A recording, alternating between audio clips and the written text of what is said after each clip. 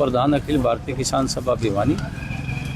ये हमारे Shri Jyoti energy private limited के कर्मचारी आए हैं जो ढाणा नरसान में स्थित है। इनको बड़ी भारी दिक्कत हो रही है। इनकी जाही 3-3 महीने की सैलरी नहीं मिल रही है और मेडिकल सुविधा नहीं मिल रही है। कोई घायल हो जाता है तो उसको दिखाने के लिए भी इनके पास व्हीकल नहीं है और ये अपने साथी का स्वयं ही पैसा लगाते हैं, उसका इलाज करवाते हैं। उसका पेमेंट भी कारखाना मालिक नहीं करता। तो इनकी यही मांग है कि कारखाने में हर महीने का वेतन जो है अगले 5 तारीख तक मिल जाए, 10 तारीख तक मिल जाए और मेडिकल सुविधा मिल जाए। ESI और दूसरी चीज़ें तो लागू नहीं है, 40-50 मजदूर हैं वो लागू नहीं कर रखी। चलो हम तो ये चाहते हैं कि भाई बातचीत के ज़रिए ये समस्या हल की जाए। कारखाना मालिक आकर के इनसे बातचीत करे और इनको अश्योरेंस दे कि भाई क्या दिक्कत है कारखाने में, क्या समस्या है और कोई योजना बना के इनके वेतन का भुगतान करे, मेडिकल सुविधाएं दे। अभी कारखाना उसने अपना मुनाफा कमाने के लिए चलाना है, इन्होंने सैलरी लेने के लिए काम करना है। तो ये बातचीत के ज़रिए इनकी समस्या का हल हो और इसीलिए हम DC साहब के पास आए हैं कि भाई उस मालिक को बुला करके इनसे बातचीत करवा दी जाए, इनका एमिकेबली सौहार्दपूर्ण तरीके से इनकी समस्या का हल हो जाए। ये कितने समय से नौकरी कर रहे हैं?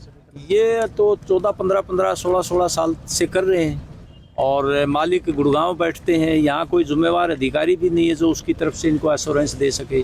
इसलिए हम DC साहब के पास आए हैं भाई लेबर डिपार्टमेंट के ज़रिए इनकी बातचीत करवाई जाए और इनकी समस्याओं का हल निकाला जाए। इस बात के लिए ये आज ये DC साहब से ज्ञापन देने आए। मौजूद अगर समस्या का समाधान नहीं हो तो ढाणा लाडनपुर और ढाणा नरसान के सरपंच आए हैं।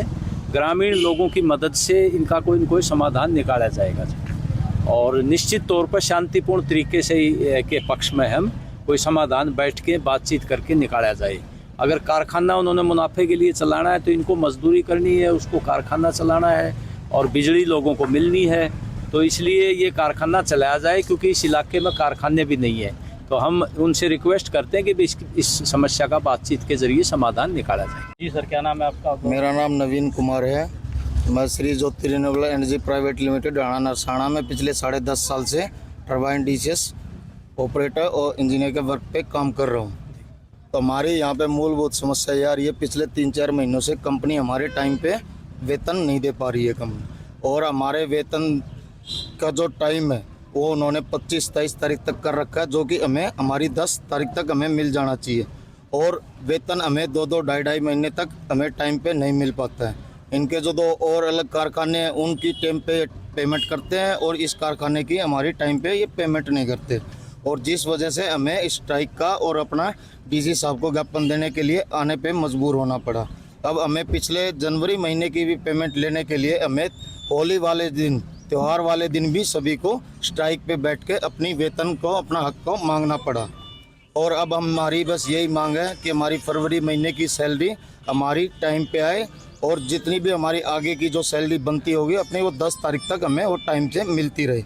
और फिर दूसरा बड़ा इशू इस प्लांट में ये है, कोई भी सेफ्टी, किसी एम्प्लॉय का मेडिकल वगैरह से रिलेटेड अगर किसी वजह से प्लांट में किसी का एक्सीडेंट हो जाता है, इनके पास कोई गाड़ी की फैसिलिटी नहीं है ताकि उसको तुरंत हॉस्पिटल में पहुंचाया जाए।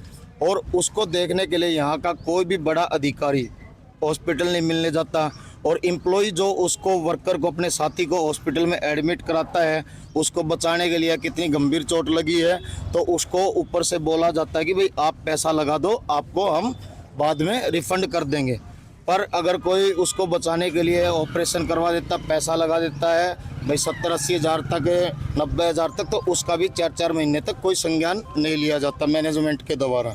बस हमारी तो यही मांग है कि सभी वर्करों को टाइम पे तनख्वाह मिले, कोई 2-2 महीने का, 2.5 महीने का पेंडिंग ना रखे, और सभी को मेडिकल वगैरह की फैसिलिटी, भाई कोई इमरजेंसी चोट लग जाए, फर्स्ट एड बॉक्स वगैरह गाड़ी में कोई व्हीकल अवेलेबल होना चाहिए, जो भी मजदूर को कोई एक्सीडेंट होने पे तुरंत हॉस्पिटल में भर्ती कराए।